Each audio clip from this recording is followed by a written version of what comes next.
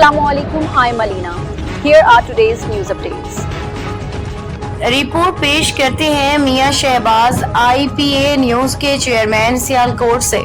ہانیہ عامر کو عالمی سطح پر ایک اور بڑی کامیابی مل گئی۔ ہانیہ عامر اور سمن کامران کو عالمی جریدے فوربس کی 30 انڈر 30 ایشیا 2026 فہرست میں شامل کر لیا گیا۔ پاکستان کی معروف اداکارہ ہانیہ عامر نے ایک اور اہم بین الاقوامی اعزاز حاصل کر لیا۔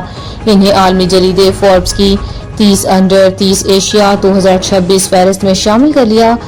فوربس کی جانب سے جاری کردہ اس فہرست میں ہانیہ عامر کو انٹرٹینمنٹ اور سپورٹس کیٹیگری میں نمایاں مقام دیا گیا۔ یہ فہرست ہر سال ایشیا بھر سے 30 سال سے کم عمر ان باصلاحیت افراد کو سراہنے کے لیے جاری کی جاتی ہے جنہوں نے اپنے اپنے شعبوں میں غیر معمولی کارکردگی دکھائی ہو۔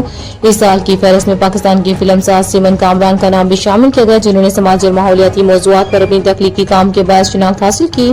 ہانیہ عامر گزشتہ کئی برسوں سے پاکستانی ڈرامہ انڈسٹری کی صف اول کے اداکاروں میں شامل ہوتی ہیں۔ وہ حال ہی میں انسٹاگرام پر 2 کروڑ سے زائد فالوورز کے ساتھ پاکستان کی سب سے زیادہ فالو کی جانے والی خاتون شخصیت بھی بن چکی ہیں۔ ان کے حالیہ کامیاب پروجیکٹس میں مقبول ڈرامہ کبھی میں کبھی تم شامل ہیں، جبکہ وہ جلد پاکستان کی پہلی نیٹ فلکس اوریجنل سیریز جو بچے ہیں سنگ سمیٹ لو میں بھی نظر آئیں گے۔